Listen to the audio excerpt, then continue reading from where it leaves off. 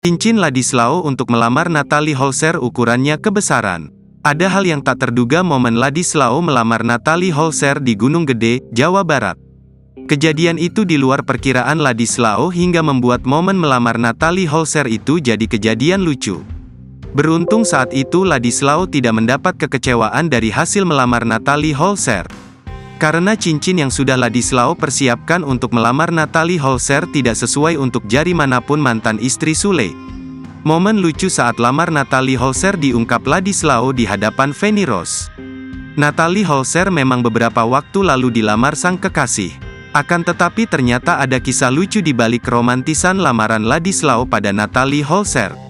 Bule Spanyol ini mengaku salah membeli cincin lamaran. Dia menyebut ukuran yang dibelinya tidak sesuai dengan ukuran jari Natalie Holzer. Padahal, Ladislao ingin memberikan kejutan untuk sang kekasih. Ladislao menambahkan ukuran cincin tersebut bahkan terlalu besar di jari Natalie.